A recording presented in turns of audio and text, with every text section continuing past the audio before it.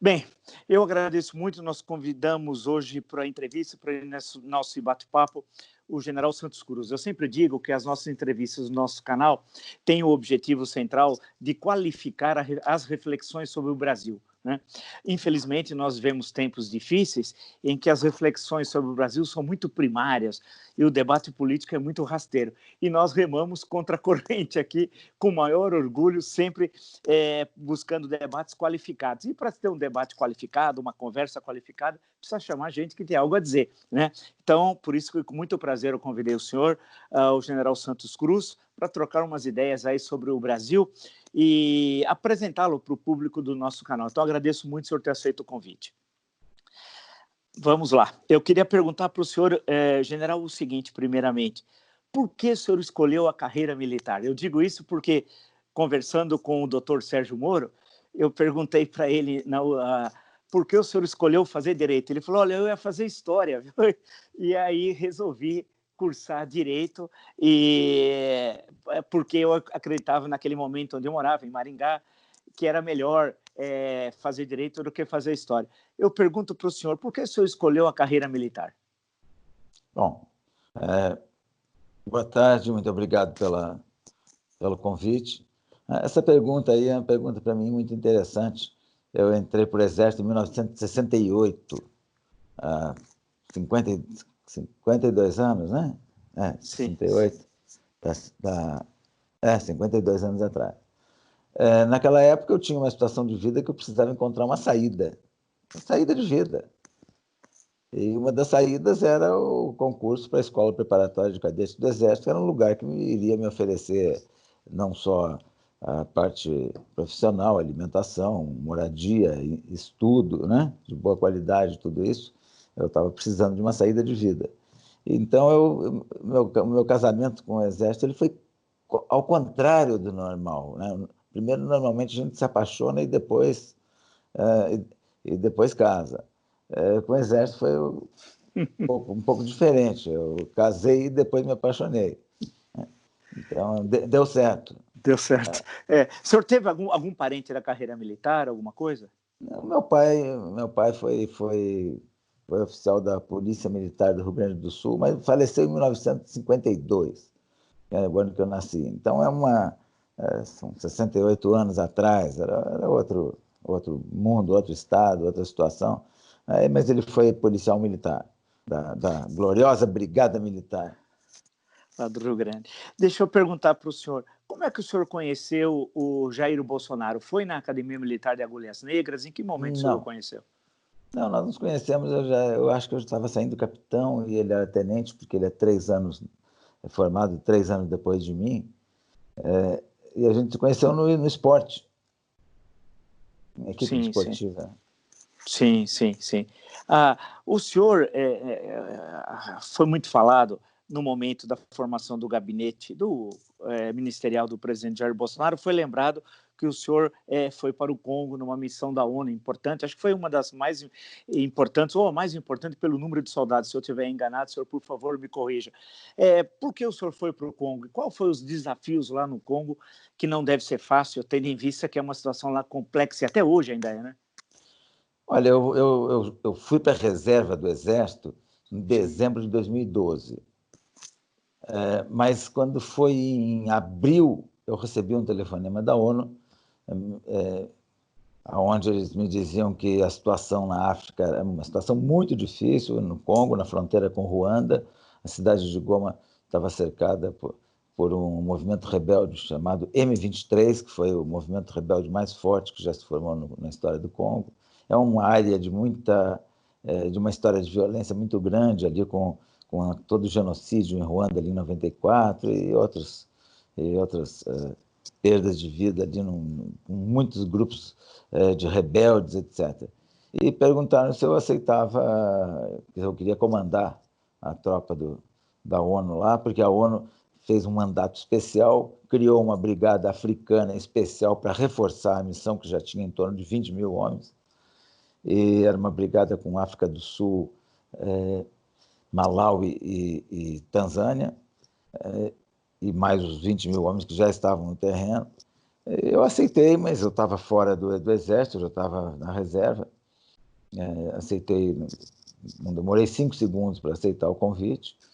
E o Exército teve que me reconvocar, porque eu teria que estar no serviço ativo, então sou um caso raro de general reconvocado. E fui para a África para ficar 1 ano.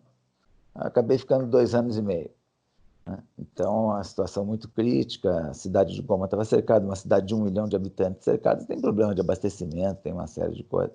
E nós tivemos que entrar em combate para abrir o cerco, né, da cidade de Goma. Isso aí foi feito, eu cheguei lá em junho, nós abrimos o cerco em agosto, né, com a ONU apoiando as tropas do Congo. E depois continuou por mais 2 anos e meio. Sim, para abrir o cerco, literalmente, foram combates desenvolvidos? Aí foi combate convencional. Ali foi combate convencional, aí o pessoal que vê filme de guerra padrão Segunda Guerra Mundial, com muito tiro de artilharia, ataque de infantaria, aviação com helicópteros de ataque da Ucrânia, depois, mais na frente, na Ucrânia, naquele momento, depois recebemos reforços de helicópteros da África do Sul. Então, foi um combate convencional que demorou 8 dias, porque as posições eram muito fortes, muito fortificadas, né? Então, foram 8 dias de combate ali para abrir o cerco da cidade de Goma. Depois que abriu o cerco da cidade de Goma, eles recuaram 25, 30 quilômetros para o norte, mas aí a cidade já estava livre dos tiros de artilharia, né? Ficou mais segura, o comércio voltou, aquele cinturão de agricultura na volta da cidade pôde abastecer a cidade, então, aí mudou completamente a vida. E por que a escolha do senhor, ou seja, de um general brasileiro para essa missão? Por que a ONU escolheu o senhor? Olha, a ONU ali, ela contrariou um pouco o normal das escolhas, porque normalmente ela não escolhe pessoas, ela escolhe o país, né? E pergunta se o país tem interesse. Se o país tem interesse, então o país indica pessoas, né? Mas ela fez um processo contrário, talvez pela urgência, e também porque eu já tinha comandado tropas da ONU no Haiti, numa situação onde a gente teve que também combater muito em área urbana, na capital, em Porto Príncipe. Nós tivemos que combater em área urbana, foram 7 países que participaram dos combates, e eles ficaram, acho, satisfeitos com os resultados lá no Haiti, porque não houve nenhum dano colateral, porque o problema dessas operações é que é o dano colateral. Inocentes são feridos, mortos, né? São áreas muito populosas, são favelas muito populosas, e 99,9% de gente inocente. Então tem que tomar muito cuidado. Ao mesmo tempo que usa força, tem que tomar um cuidado muito grande com as pessoas que a quase totalidade é inocente. Talvez pelo resultado, sem dúvida nenhuma, pelo resultado lá na Haiti, é que eles me escolheram, se lembraram de mim na hora que teve essa crise lá no Congo. Aí o senhor volta ao Brasil. O que um general, quando vai para a reserva, como é que ele se recoloca na sociedade? Eu digo isso porque, para quem nos acompanha, a carreira militar é diferente de outras carreiras. Eu fui fazer o curso de História, fiz bacharelado, fiz licenciatura, fui fazer mestrado em Sociologia, doutorado em História, mas as pessoas, eu convivo com diferentes, fui ao longo da minha vida profissional, com diferentes contatos, podia mudar de profissão. Tal. O militar é militar sempre. Ele entra no colégio militar, segue a carreira e até como seguiu o senhor, até a reserva. Como é voltar a sair do Exército e adentrar ao mercado profissional do que o senhor estava afastado, vamos dizer assim, né, desde 1968, tendo em vista que toda a sua formação foi no Exército. Eu sei que o senhor fez engenharia, mas como é que é esse retorno, sair do Exército depois de 40 e quantos anos, general? 45, por aí, 44. Por aí. Como é que é porque os convívios, as amizades, tudo é aquilo, né? Como é que é esse retorno? O Exército é uma das sociedades chamadas sociedades totais, né? Onde a gente é aquilo 24 horas por dia, em todos os aspectos da vida, né? Aquilo ali é determinante. Mas eu não característica pessoal minha também, né? Não fui surpreendido pela minha saída do Exército, não. Tem gente que sente muito a parte emocional, tudo. Eu não tive esse efeito, né? Talvez por característica minha e também porque é perfeitamente previsível, né? Principalmente quando você sai general, ou até os coronéis, quando não são promovidos, também tem data certa de saída. E general também. Ele tem um tempo em cada posto e tem outra condicionante que é não promoção ao posto seguinte. Então, isso aí tudo já tem data. Quem é surpreendido é porque, às vezes, a parte emocional da pessoa, as características pessoais. Para mim, não houve trauma nenhum, não. Tanto que eu estava na reserva, até trabalhei 1 mês e meio, mais ou menos, na antiga Secretaria de Assuntos Estratégicos. Estava trabalhando, estava numa situação muito boa, muito confortável, aqui, serviço perto da minha casa, tranquilo, né? E fui convidado para uma situação como essa no Congo na hora, em 0,2 segundos, tempo de reflexo, eu já falei que aceitava. Depois foram tomadas medidas burocráticas, né, diplomáticas, etc., para nomeação, e eu voltei para a atividade militar. Né? Fiquei 2 anos e meio numa situação muito confortável para me realizar profissionalmente, porque eu estava aplicando tudo aquilo que eu tinha aprendido na vida, que eu tinha estudado. Eu já tinha uma experiência muito grande de combate também, já do Haiti, mas eu não tinha nenhuma outra consequência. Quando eu voltasse, eu ia para a reserva de novo. Então, era uma situação excepcional, onde a minha carreira não dependia mais do meu desempenho, nada. Eu estava ali 100% só porque eu era apaixonado pela atividade. Como é que o senhor resolveu apoiar o então candidato Jair Bolsonaro? O senhor tinha interesse por política, sempre teve. Qual a razão de apoiar o Jair Bolsonaro na campanha eleitoral de 2018? Em primeiro lugar, eu tenho um entendimento de política que é uma atividade extremamente importante, né? Se vai errado, se tem pessoas que não correspondem à expectativa da população, isso é outra coisa, mas a atividade é essencial. Então, eu tenho uma boa ideia da política. Às vezes não tem uma boa imagem por causa dos acontecimentos, mas a política não se pode descartar a importância dela na vida da sociedade. E também era a época de fechar que ela era PT, né? Isso aí é a minha concepção. Acho que chegou naquele ponto ali, 10, 12 anos ali assistindo escândalos de corrupção todo dia, né? na televisão, e uma série de valores também que não coincidem. Os valores que eu tenho de democracia não coincidia bem com aquilo que aconteceu na época do PT, basicamente, e outros acontecimentos no Brasil. Era hora de encerrar aquele expediente ali. Acho que aquela eleição ali de 2018 selava ali a oportunidade que o PT teve. Se perdeu é outra coisa, mas teve a oportunidade dele e terminava. E a opção era o Jair Bolsonaro, né? Tinha outras opções ali, mas no primeiro turno, que foram no 2%, no 1% e tal, e foi para o segundo turno. No segundo turno é um ou outro, é o chamado mano a mano. Mas como é que o senhor se aproximou, general, da candidatura? Foi do processo da candidatura a Jair Bolsonaro. Ele era de 3 anos mais novo que o senhor na carreira militar, né? Como o senhor disse, como é que o senhor se aproxima? Foi através de contato de amigos comuns? Não. Como é que foi esse processo?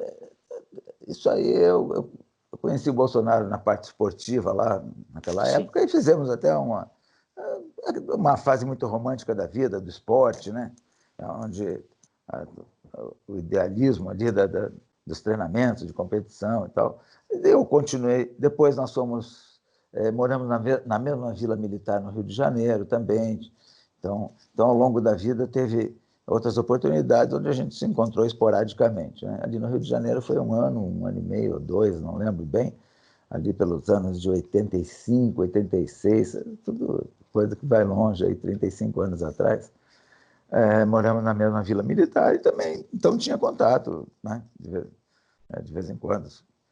as famílias, as crianças eram muito pequenas na época, deviam estar na faixa dos seus 6, 7 anos de idade.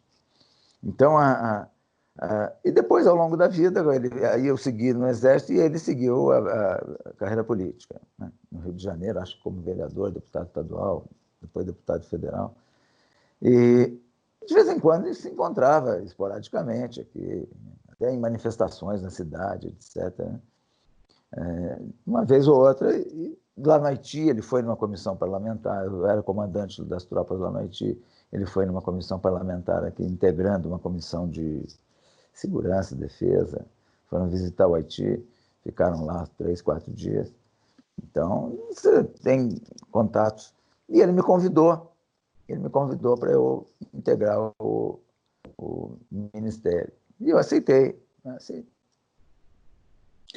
Nesse momento, foi mais ou menos quando foi final de outubro, início de novembro de 2018, né? Provavelmente, né? Porque é o segundo turno, né? Aí ele já ao convidar o senhor já tinha já o cargo que ia exercer ou estava havendo uma discussão sobre a reorganização dos ministérios? Estava tendo uma discussão, né? Ele me convidou. O Sérgio Moro tinha me convidado para eu ser secretário nacional de Segurança Pública, porque eu já tinha sido secretário na época do Michel Temer, mas aí o Bolsonaro falou, não, você vai para o Ministério, vai ficar perto de mim e tal.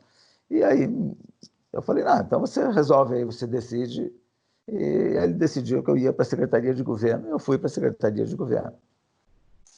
As posições com, especialmente o deputado federal Bolsonaro teve durante 28 anos. Primeiro foi 2 anos como vereador no Rio de Janeiro e depois 28 na Câmara dos Deputados. Elas sempre foram posições polêmicas, né, sobre a Constituição brasileira, sobre o Estado Democrático de Direito.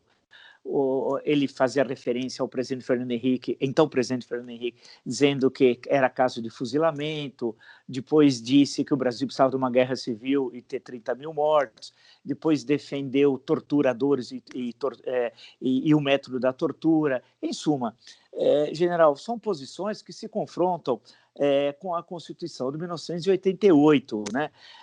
Como é que o senhor se situava em relação a isso, né? Tendo em vista que ele saiu da carreira militar muito cedo, como capitão, e o senhor permaneceu chegando até general. Não incomodava o senhor? Eu estou dizendo que eu fiz essa mesma pergunta para o ministro Sérgio Moro, então ministro Sérgio Moro, né? Na entrevista que fizemos. Isso criou algum tipo de incompatibilidade ou o senhor comungava dessas posturas do então deputado federal Jair Bolsonaro?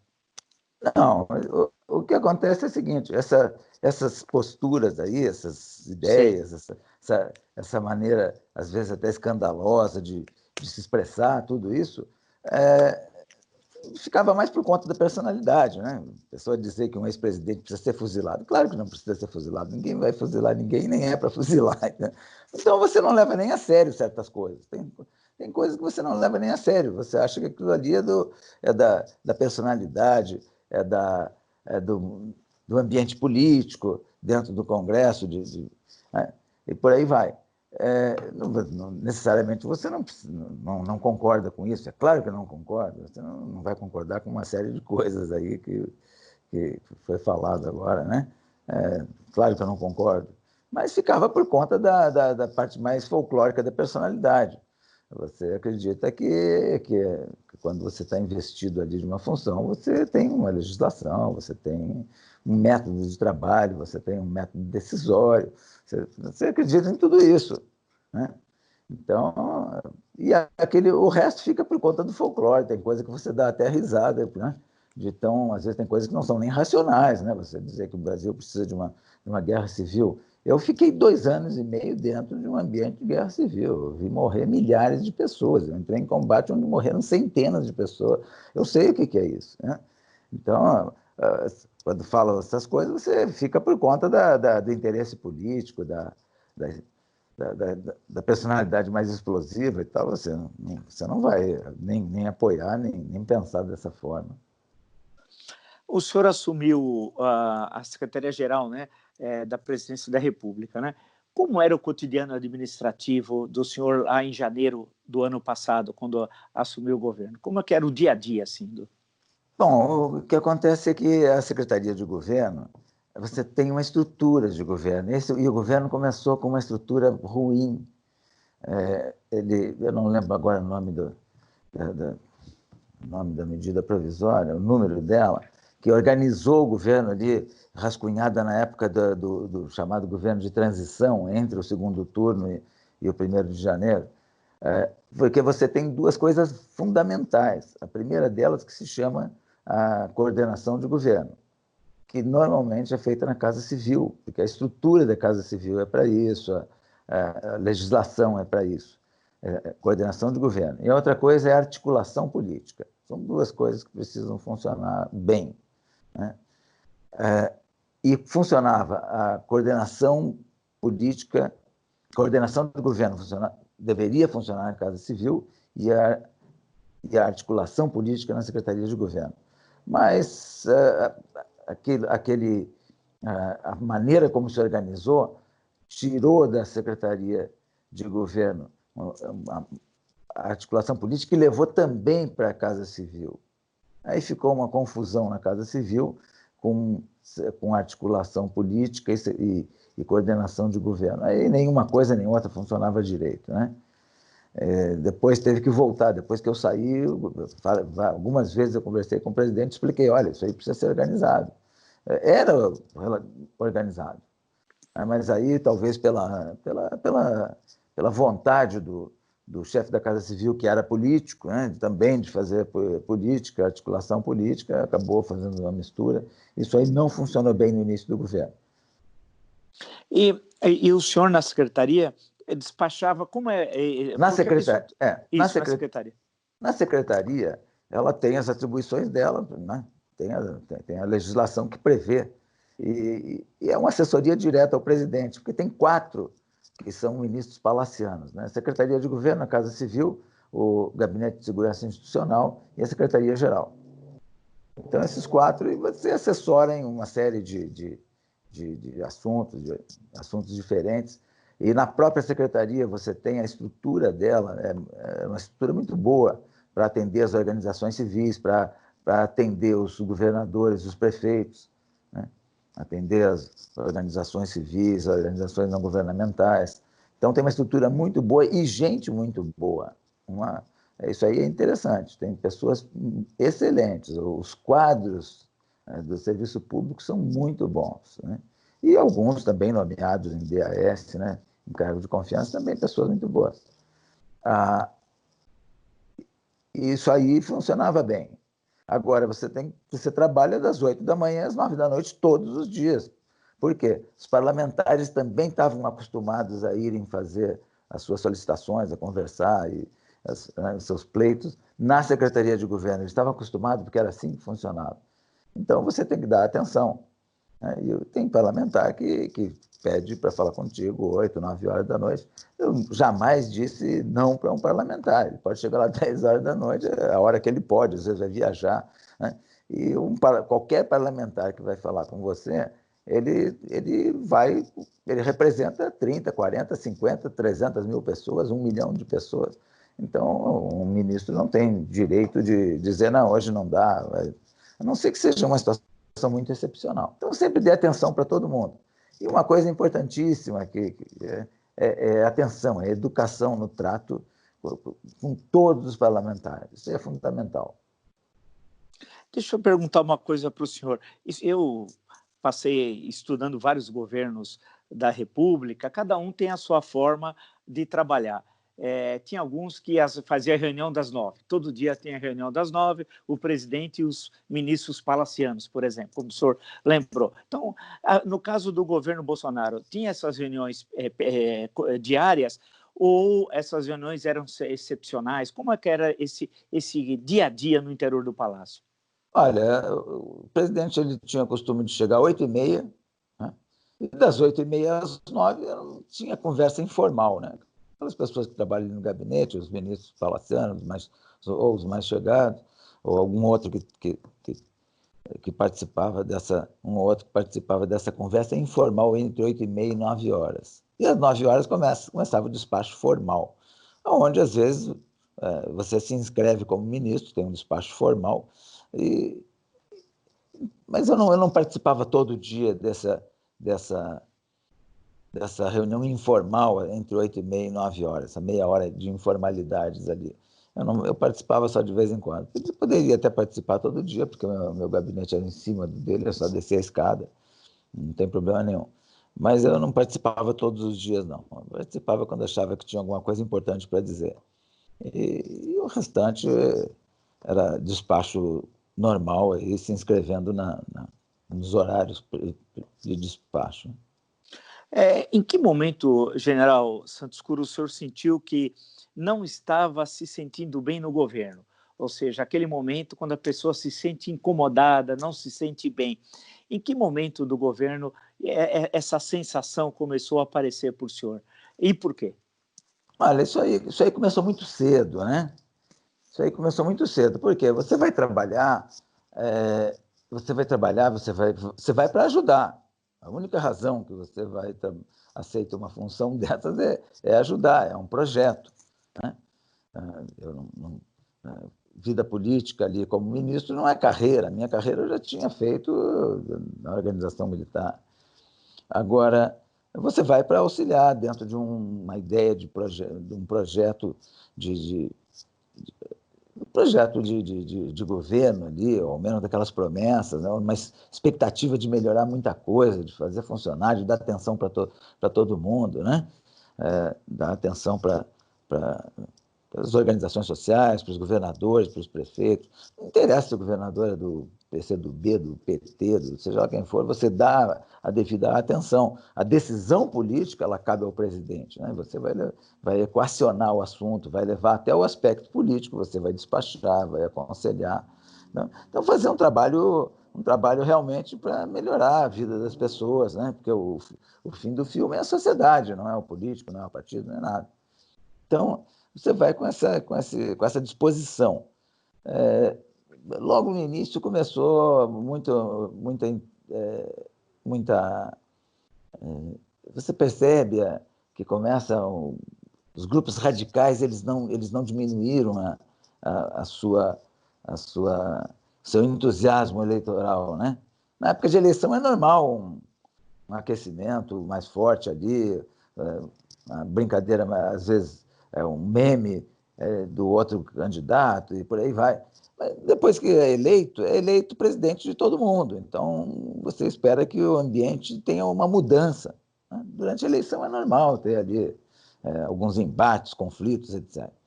Mas e não parou isso aí. Então, você começa a estranhar. Peraí, agora nós temos que governar, agora nós temos que...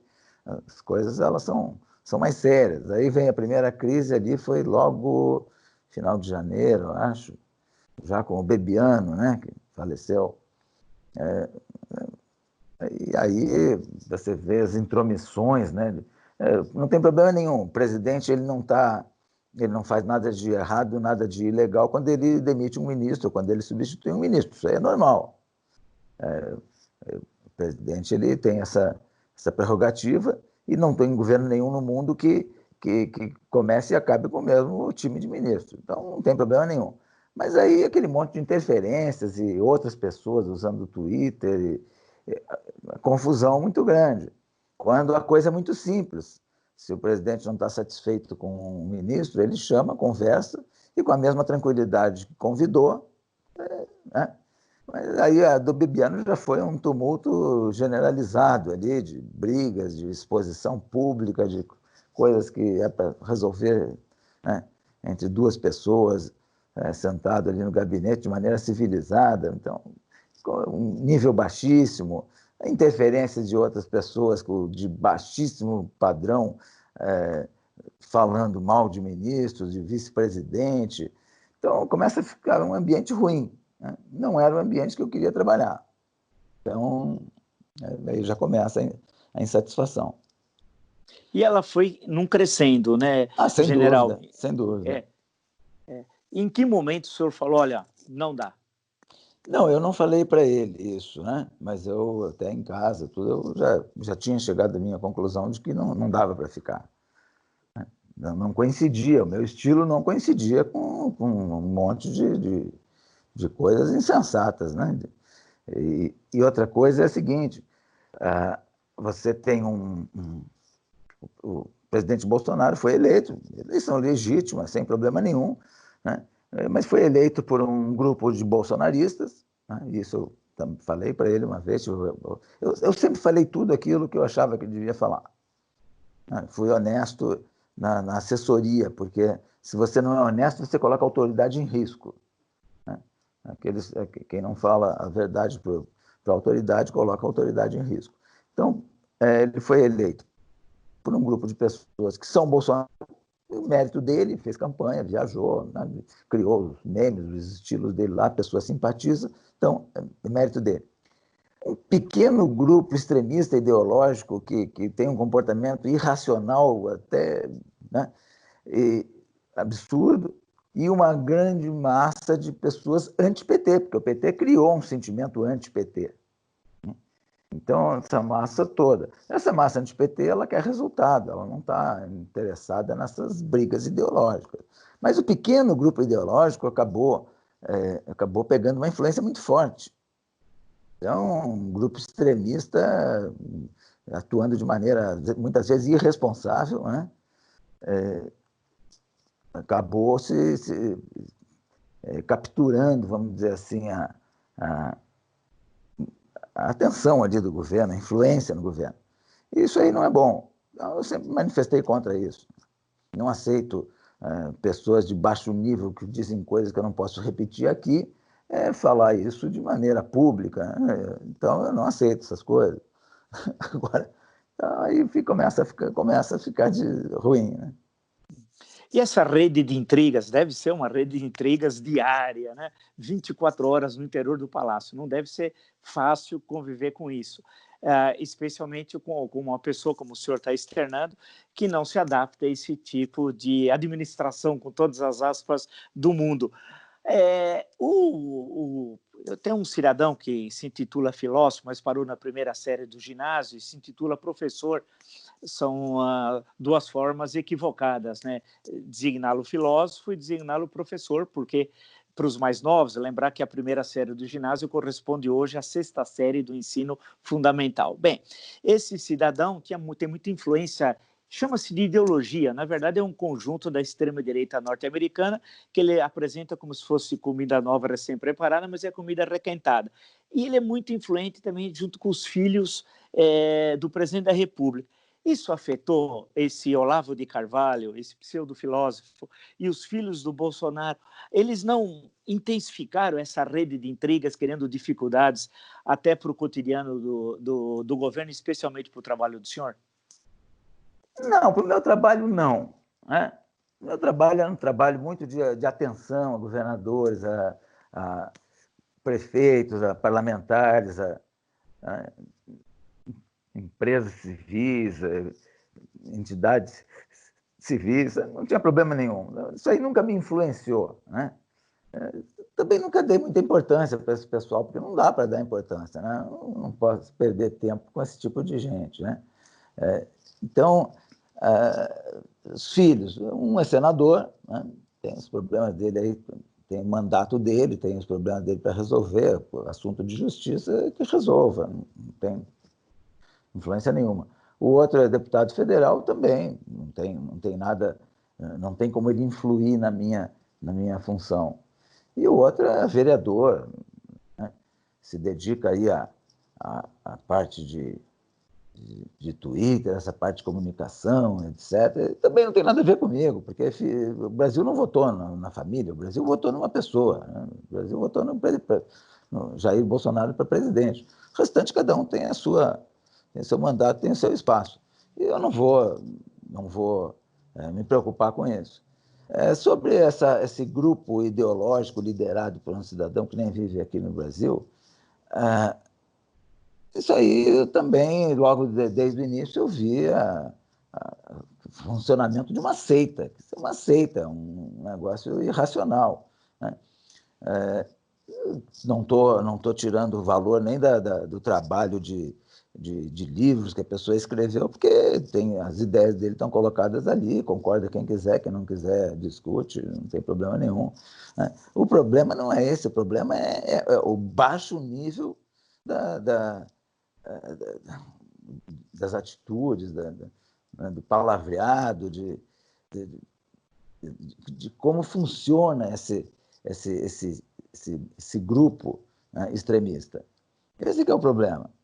Então, não pode. Como é que pessoas que falam coisas absurdas, recentemente falou coisas de um presidente, mesmo eu tendo muitas restrições à pessoa e à função do presidente, eu não posso dizer dele coisas que foram faladas aí pelo próprio influenciador dele, né? Peraí, não pode, você não pode falar isso de um presidente mesmo que você não goste. Isso aí, eu não sei como que a AGU não se manifestou, não pediu para o Ministério Público, porque você não pode dizer isso no presidente da República, mesmo que você não goste, mesmo que você tenha restrição, né? Então, quando eu vi isso aí, então, peraí, não é o meu, essa não é a minha área, né? E esse grupo extremista, completamente irracional, está destruindo a oportunidade que a direita conservadora está tendo no Brasil. Assim como o PT, para mim, teve a oportunidade dele, ele teve a oportunidade, foi eleito a primeira vez lá, acho que foi em 2002 que o Lula foi eleito. Teve a oportunidade dele, ganhou uma eleição limpa, né? E tinha até boa expectativa, né, na época, assim como teve Fernando Collor, como outros também tiveram uma boa expectativa inicial. E às vezes se perde também. O presidente Bolsonaro teve uma eleição limpa e uma boa expectativa. Mas aí entra esse pessoal para tumultuar o processo. E eles atrapalham o governo, inclusive. Eles não, até hoje, eles continuam no mesmo ritmo de disputa eleitoral. Parece que vai ter eleição só na semana que vem. Então, parece que toda semana vai ter eleição na semana que vem. Não é possível viver assim. Uma função, uma grande parte do trabalho de uma autoridade, de um diretor de empresa, de um comandante de unidade militar, seja lá onde for, qualquer setor, é criar um ambiente de paz, um ambiente de equilíbrio, um ambiente de tranquilidade, um ambiente de justiça, onde as pessoas desenvolvem as suas atividades. 60% do trabalho de um diretor, de um comandante, de um político, não é técnico, é de criar um bom ambiente para que os outros trabalhem. E esse ambiente nunca foi criado. A paz social que tem que ter depois de uma eleição, a tranquilidade, o equilíbrio, ele não aconteceu. E não aconteceu por quê? Por quê, general? Por que não aconteceu? Não aconteceu por conta de algumas coisas. Em primeiro lugar, quando você ganha uma eleição, na minha cabeça, bom, agora tem que ser, o governo tem que ser para todo mundo, inclusive para quem perdeu. Claro que você tem extremos, na direita, na esquerda, você tem extremos, mas são extremos pequenos, né? E vamos raciocinar com a grande massa que quer esse ambiente de paz para desenvolver as suas atividades econômicas, né, as suas atividades sociais, etc. Bom, então, isso aí não aconteceu por quê? Por causa do estilo, por causa da personalidade, por causa da influência desse grupo de extremistas, né? E isso aí não... Então, os problemas todos os problemas politizados ao extremo, chegando até agora, politizamos até medicamento nos últimos dias aí, né? Até medicamento foi politizado, né? Então, não é possível politizar tudo, né? Politizar de maneira ideológica e racional, né? Não estou falando de política pública, estou falando de politização partidária ideológica. Então, não houve essa baixa de temperatura, estado de equilíbrio, né, para o desenvolvimento das atividades. E isso aí é nocivo, isso aí prejudica todo o trabalho, isso daí o pessoal não está enxergando que isso daí prejudica na área internacional, é um desastre. Eu viajei muito, eu trabalhei muito fora do Brasil, mesmo depois que eu saí do governo, também parei agora por causa do coronavírus, que foi tudo suspenso no mundo inteiro, né? Agora, isso aí prejudica o conceito de um país, prejudica a consideração pelo país, prejudica os investimentos, prejudica os negócios, prejudica um monte de coisa. Esse pessoal não está enxergando isso, não é possível. Ocorreram reuniões ministeriais que o senhor participou com o conjunto dos ministros? Eu pergunto isso para o senhor porque eu e os brasileiros, todos nós só vimos a da reunião do 22 de abril por uma razão jurídica, né? E eu fiquei estarrecido com tudo aquilo. Eu nunca vi, de tudo que eu li sobre a história do Brasil republicano, nada se aproxima, e, na verdade, todos os embates que ocorreram nos governos, desde Deodoro da Fonseca até agora, nada se aproxima àquele baixo nível da reunião de 22 de abril. Isso era rotineiro no governo, general? Não, não. Realmente, essa reunião aí do dia 22 de abril ela é histórica, porque não era isso aí. Você pode ter, às vezes, um comentário, alguma coisa assim, mas nunca chegou nem a 20% daquilo ali. Aquilo ali, infelizmente, foi um mau exemplo de condução, de palavreado, aquilo ali foi um mau exemplo de um monte de coisa, né? E a gente percebe que também a maioria estava estarrecido ali com aquilo. Não era normal isso daí, não. As reuniões eram reuniões normais, onde cada um tinha a sua oportunidade de falar algumas coisas e tal. Então, agora, aquilo ali não, aquilo ali eu também fui surpreendido por aquilo ali, não é possível um negócio desse, né? Não é porque você está a portas fechadas ou que é uma reunião, não é que seja portas fechadas, ali é uma reunião que não dá para chamar que não é pública, porque com uma reunião com 50 pessoas não tem jeito, não é privada nunca. E também nunca vi, eu fiquei 47 anos no Exército, né? Claro que como oficial aí fiquei 40 mais ou menos.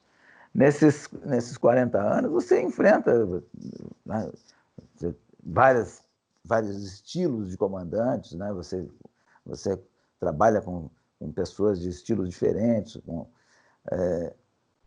você trabalha com... Eu comandei muitos e muitos anos, aí como general fiquei 8 anos, né?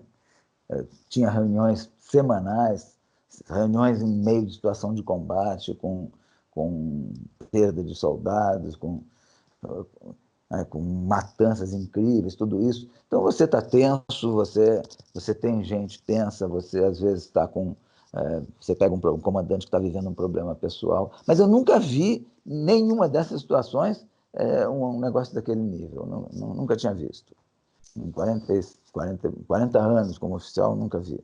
E mesmo na presidência, no início, não era assim. Aquela reunião ali estava marcada por uma preocupação muito forte ali, com uma familiar, né? A gente percebe uma preocupação muito forte com alguns assuntos familiares. O problema do coronavírus, que não conseguiu ser equacionado até hoje, em termos de o governo com os governos estaduais, com a população, com o Ministério da Saúde, uma coisa que nunca foi pacificada, começou errado e não conseguiu se achar. A parte econômica, que também até agora está tentando ver como fazer o retorno das atividades econômicas por conta do coronavírus. Então, isso aí tudo tem que ser feito com tranquilidade, não adianta. Quando tem a crise, é que o líder tem que aparecer. Quando não tem crise, o líder é bom até ele ficar sumido, porque a sociedade ela faz tudo, os empresários fazem tudo, a população, todo mundo faz tudo. Quando tem a crise é que precisa do governo, precisa da liderança, precisa do reforço da personalidade do líder. Mas, infelizmente, aquilo ali foi um ponto negativo muito forte. Em que momento o presidente o procurou, general, e disse que ia prescindir do seu serviço? Como é que foi esse encontro? Não, isso aí foi 13 de junho, né? Já existia um ambiente que eu não ia ficar. Por que eu não... Só que tem uma coisa, não ia sair no meio de tiroteio de internet, né?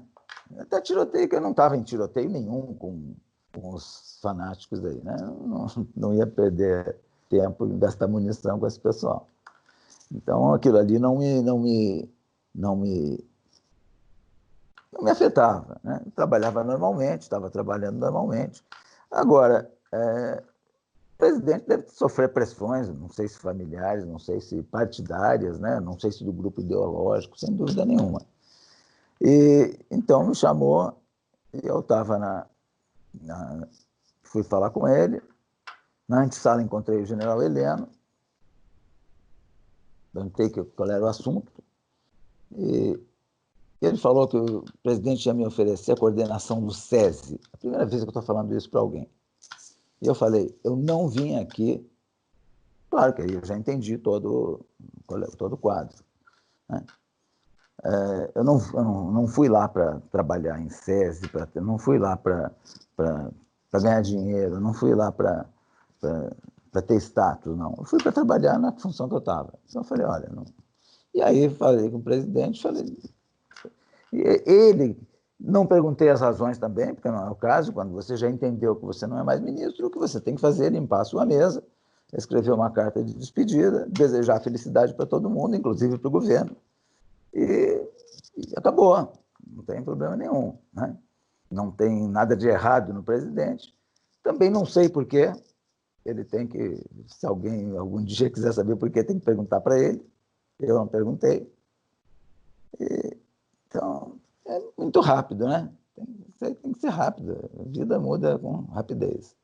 A gente tem que se adaptar em alguns segundos, né?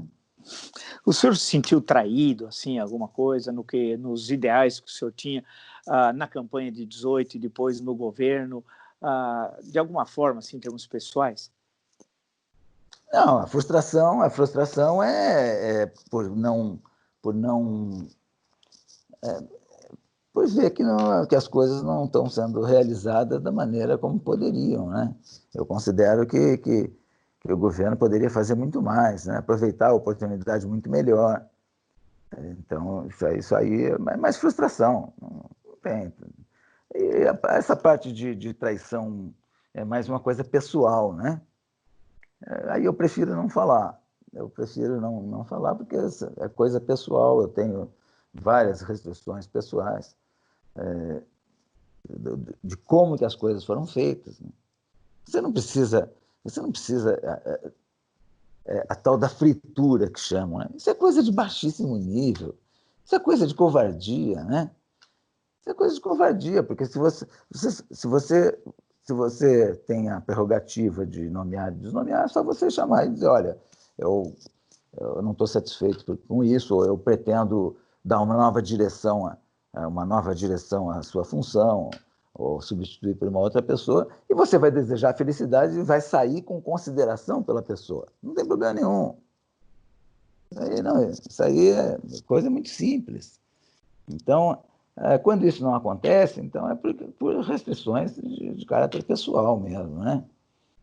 Então, aí eu prefiro não entrar nessa área de considerações pessoais. Perfeito, general. A chegada do coronavírus aqui ao Brasil, especialmente na última semana de janeiro, né? E ela já era anunciada, afinal, começou pela China, chega ao Oriente Médio, Europa, atravessa o Atlântico, Estados Unidos e tal, já mais ou menos tinha um momento que ia chegar em maior escala, né? Não foi uma surpresa para ninguém, muito menos para as autoridades. O governo, como o senhor falou de passagem, teve e tem enormes dificuldades de enfrentar essa pandemia. E aí, no meio dessa pandemia, dessa grave crise sanitária, ao mesmo tempo a crise econômica se aprofundou de forma nunca vista na nossa história. Tudo indica que, no Brasil republicano, que a recessão deve ser em torno de menos 7%, menos 8% do PIB, que vai ser uma tragédia. O doutor Delfim Neto, conversando conosco há dias atrás, aqui nesse mesmo espaço, disse que em agosto desse ano o Brasil poderia chegar a 25 milhões de desempregados, né? Vão quebrar micros, pequenas, médias empresas. Então, um cenário econômico extremamente adverso. Por outro lado, o senhor tocou na questão diplomática, nós temos hoje problemas sérios no exterior, no campo diplomático, político, militar e comercial, né? A situação é difícil. E juntou também uma crise político-institucional. Portanto, é uma conjunção de fatores negativos que, na minha leitura, nunca existiu na história do Brasil republicano.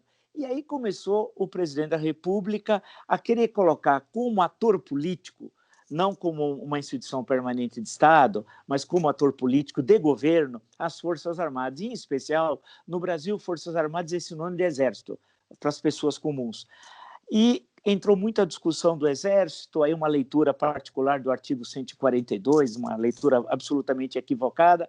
O ministro Luiz Roberto Barroso, conversando conosco aqui também nesse espaço, já esclareceu, entre outros, e aí começou a se falar em golpe. Golpe, virou assunto, algo que há 30 anos nós não falávamos, né? E era bom para o Exército e era bom para o país.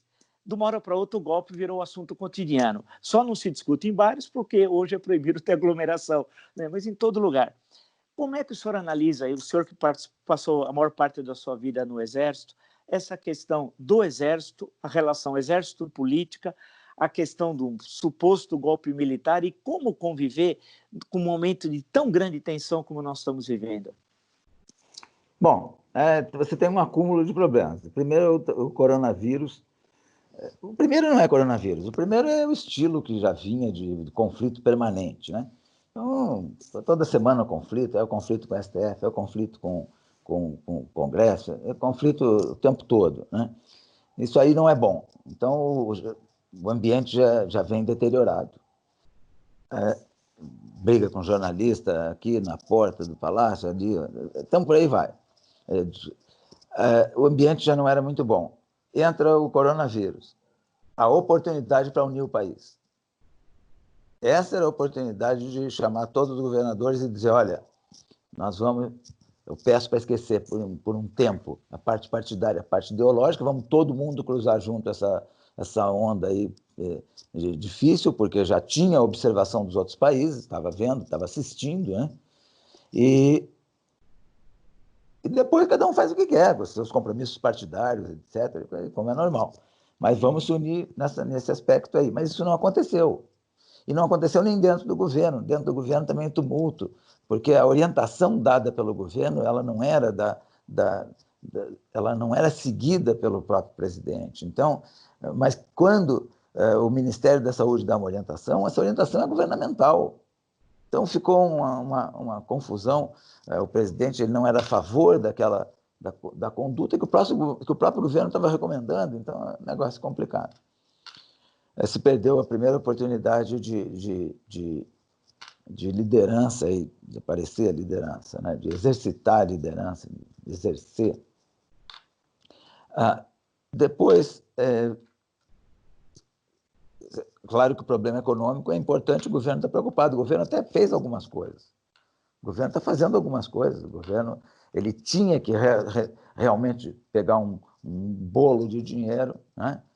Abrir o orçamento, tinha que ter aberto uma área especial extra-orçamentária, tudo isso. E o Congresso deu para o presidente uma liberdade de abertura de orçamento que talvez nenhum outro presidente tenha recebido na história do Brasil, de abrir os limites do orçamento para gastar praticamente tudo aquilo que achar necessário para combater o coronavírus e as consequências econômicas. Então, tem muita coisa aí que está sendo feita pelo próprio governo e que não aparece por conta dessa crise política, desse tumulto. E aí é trazido de maneira insensata. As Forças Armadas são colocadas no centro da discussão política. Isso aí é uma coisa completamente insensata. Tem um presidente eleito legitimamente, que é só governar, não tem, né? Tem um Congresso eleito também, se gosta de um ou outro ou não gosta, isso aí não tem nada a ver. Se gosta do presidente ou não gosta, também não tem nada a ver, ele é eleito, ele tem a autoridade dele. O STF tem os problemas dele, tem os problemas dele também, mas existe, está constituído na forma da lei. Se achar que está ruim, vai ter que propor modificações nas atribuições, na Constituição, seja lá o que for, né? Não adianta só briga. A briga não vai resolver nada. Tem que melhorar, porque todo mundo tem problema. O Executivo tem problema, o Legislativo tem, o Judiciário tem, as famílias têm, as pessoas têm e sempre vão ter. Isso aí é composto por pessoa. Então tem que ter sugestões para melhorar cada setor desse. Mas não, o que a gente viu foi um embate, um conflito, e ainda traz Forças Armadas para isso aí, com uma interpretação do artigo 142. Eu não sou jurista, não, mas essas interpretações, esses embates aí, eles são normais da democracia.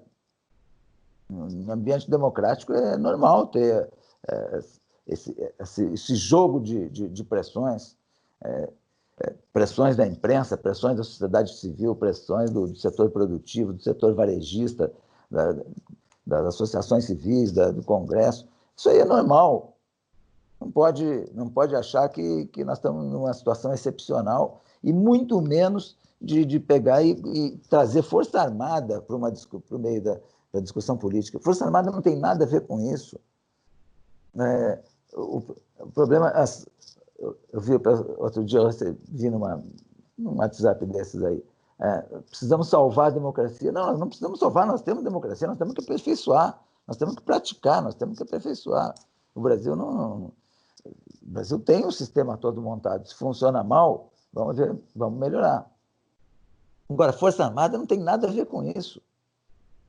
Se um ministro não gostou da postura do outro ministro, que mandou um documento, ou que se expressou de alguma forma aí, qualquer, o que Força Armada tem a ver com isso? Não tem nada a ver. Então, a harmonia entre os poderes, ela é uma obrigação, ela faz parte do trabalho dos poderes, ela faz parte do trabalho do Congresso, ela é uma atribuição, né, na lista de obrigações do Congresso, de um presidente da República, de um STF, seja lá, e de outros setores, de outras instituições. A harmonia procurar a harmonia é uma obrigação, faz parte do trabalho. Pior de tudo é que isso daí não está atendendo em nada os interesses da sociedade. Essa briga não está atendendo em nada. A sociedade hoje ela tem interesse resolver o problema aí, enfrentar da melhor maneira o coronavírus, enfrentar da melhor maneira aí as consequências econômicas, o retorno das atividades econômicas. Ninguém está muito interessado. Se sair 10 quilômetros aqui do Palácio do Planalto, as pessoas ali elas estão interessadas com a janta de hoje, com o problema do trabalho que não tá sendo realizado. Então, nós estamos com o foco concentrado numa disputa que não atende a população. Isso é uma obrigação de todos os governos, de todas as autoridades e de todas as instituições, de se harmonizar. Isso é obrigatório. Então não está atendendo o interesse da população. Sim. Deixa eu colocar já indo para o final, colocar uma questão para o senhor. Fala-se muito em golpismo do Exército. O senhor acredita que em 2020 é possível, com o Exército sempre como sinônimo de Forças Armadas, né? Como eu disse anteriormente, falar em golpismo? O senhor acha que o alto comando do Exército é golpista, por exemplo? Eu não posso falar por Força Armada, nem pelo Exército, porque tem o ministro da Defesa, tem o comandante do Exército. Eu vou falar a minha experiência de 47 anos de Exército. O Exército ele entrou ao longo da história, ele sempre participou de todos os momentos de crise, né? Até tomou uma decisão política em 1964, né? Tomou uma decisão política. Eu concordo com as coisas da época, historicamente. Eu tinha 12 anos de idade, eu não tive participação nenhuma, né? Mas era outro mundo, são 56 anos atrás, era outro mundo, era Guerra Fria, era tudo polarizado, etc, etc. Então, e assumiu a responsabilidade completa pelo país com todos os erros e acertos. Errou em algumas coisas, acertou em outras, né? Bom, depois disso, o Exército foi para uma área profissional, se dedicou exclusivamente à parte profissional, nos últimos 35, 36 anos aí, né? Fez um conceito fantástico, a disciplina e a hierarquia baseada no exemplo, né?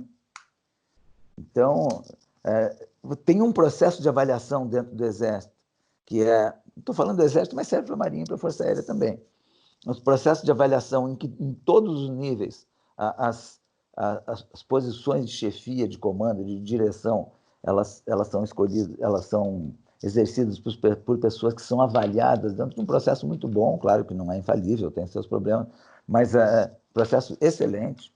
Desde o sargento lá no tiro de guerra, ele é escolhido entre os melhores do grupo dele, até os comandantes, até os oficiais do alto comando que chegam no último posto dentro de um processo seletivo. Então tem uma estrutura muito sólida, não tem espaço para aventureiro, não. Em todos os níveis, você pega todos os comandantes de batalhão, da maneira como eles são selecionados, todos os generais que são selecionados para comandar, até o alto comando que chega lá, um pequeno grupo, é um pessoal muito bem escolhido, muito bem selecionado, que tem formação, que tem estudo, que não é ignorante, que não vai se meter em aventura, não vai fazer uma coisa dessa dentro de um país que tem a sua normalidade, onde as pessoas estão precisando só sentar e resolver o problema. Então, eu acredito, eu tenho a minha admiração pelo processo e pelas pessoas que passaram por esse processo e que hoje estão na liderança da instituição. Que isso aí não tem cabimento. Inventaram essas interpretações aí de artigo 142, isso daí, para mim, inventaram o poder moderador. O poder moderador nosso é a Constituição. Então, eu vejo o comando do Exército. Se você for analisar as pessoas, eu falei do processo, você vai ver que são pessoas extremamente inteligentes. O comandante é uma pessoa, você vê, discreto. Se você for ver a performance dele ao longo da vida, é uma performance exemplar em todos os aspectos operacionais, estudantis, em tudo, né? Então, o que tem é que o pessoal tirar. Isso é tão insensato trazer Força Armada para o centro da discussão política que eu não tenho nem o que dizer. Perfeito, general. Tá, eu acho que fundamentalmente essas eram as questões que eu gostaria de conversar com o senhor. E o senhor acredita que nós vamos sair dessa crise como? Uma última questão, eu sei que o senhor não é pitonisa, não tem bola de cristal, mas como é que nós podemos, em síntese, sair dessa crise que eu considero a mais grave do Brasil republicano? Sim, sair dessa crise. Em primeiro lugar, a parte econômica. Se perdeu a oportunidade de exercer a liderança no início do processo do coronavírus, tem oportunidade agora na saída. Um bom plano, uma boa orientação técnica para todas as categorias profissionais, recomendações de retorno das atividades, estabelecer parâmetros para retorno de atividade, né? Tudo isso daí o governo pode fazer, e é claro que os estados e os municípios vão seguir se puderem e se quiserem, porque tem autonomia no modelo federativo. Agora, o governo também pode liderar isso daí. E o governo até está fazendo algumas coisas, mas está perdendo essas coisas que ele está fazendo, às vezes, por causa da briga política, né? Mandou dinheiro para os estados? Mandou dinheiro para os estados. Está fazendo esse auxílio emergencial para as pessoas? Está fazendo. Mas isso aí, uma coisa boa, poderia ser melhor, etc. Podia centralizar para não ter aí dezenas de licitações, cada uma numa direção, etc. Podia ter centralizado mais, ter unido os secretários de saúde, fazer essas licitações mais centralizadas. Mas tudo bem, sem problema. Mas tem que ter um bom plano econômico com orientações boas, né? De caráter técnico também. Isso aí ajudaria o governo a recuperar um pouco da liderança dele. Se ele não fizer isso, ele vai continuar sem liderança. A outra coisa é, se ele fizer isso, ele pega mais credibilidade. Pegando mais credibilidade, fica mais fácil de captar recursos internos e externos. A falta de credibilidade, ou então a falta de organização, ela traz dificuldades para captar recursos na área interna e na área externa. Investimentos, né? E, politicamente, nós vamos, infelizmente, a gente já vê pessoas aí que estão até fazendo campanha para 2022, mas a gente não realizou quase nada ainda. Fizemos a reforma da Previdência, né? Que o Congresso trabalhou direitinho e fez a reforma da Previdência, apesar do governo não ter uma base parlamentar, mas foi feita. Né? Tem muitas coisas para fazer e já tem gente brigando para levar a briga ideológica até a disputa de 2022. Vamos realizar coisas. Quer ser reeleito? Realiza coisas, e que a reeleição vai acontecer de maneira natural, vai ser uma consequência de realizações. E não levar essa discussão frenética, aí, uma esquizofrenia geral política até 2022. Nós vamos estar perdendo tempo. Então, eu vejo que dá para sair com mais tranquilidade política, dá para sair com mais organizado, ou menos economicamente, né? Mas isso aí tudo depende do comportamento. Nós estamos vivendo um problema comportamental. Então, vamos pensar nisso, né? Acho que as manifestações de rua, as mobilizações, isso é muito bom, capacidade de mobilização, um fenômeno novo com a mídia social, ser mais objetivo naquilo que quer, né? Essas mobilizações, elas podem exercer um poder de pressão muito forte se elas forem mais objetivas e não tão difusas, né? Então, tem muita coisa aí que dá para pensar e essa é a dinâmica da vida, não precisa ninguém se assustar. Agora, aproveitar para reduzir a desigualdade social, que é escandalosa, o Brasil é um escândalo. E essas pessoas mais pobres é que vão sofrer mais no processo, estão sofrendo e vão sofrer mais no processo. Então, já tem que aproveitar agora e fazer uma diminuição dessa desigualdade social para já lá na saída já amparar esse pessoal que precisa mais. Então, tem muita coisa para pensar. E não ficar pensando aí em força armada, em golpe, não sei mais o que. Vamos governar, vamos trabalhar, né? Senta aí quem está discordando um do outro, aí marca um almoço, senta, fecha a porta e resolve isso e atende a população. Legal. General Santos Cruz, muito obrigado por o senhor ter nos atendido. Acho que foi mais uma bela entrevista para a gente discutir Brasil, né? Sobre uma visão do Brasil, qualificar, como eu falei do início da nossa conversa, o debate político que se tem no Brasil, que é muito pobre, infelizmente, e foi muito legal poder conversar com o senhor expor as suas ideias, a sua história de vida, ainda que brevemente, e as suas reflexões sobre o Brasil. Então, eu queria agradecer muito a gentileza do senhor. Muito obrigado aí pela consideração, pelo convite. Olá, já estão abertas as inscrições para o meu curso História Política das Constituições Brasileiras. Nós vamos fazer um voo histórico de 1824, a primeira Constituição, até 1988, que é a última Constituição. Vê detalhes, curiosidades, discussões políticas, relação entre Constituição e a realidade concreta da vida das brasileiras e dos brasileiros. É fácil, acesse www.cursosdovila.com.br e se inscreva. Até!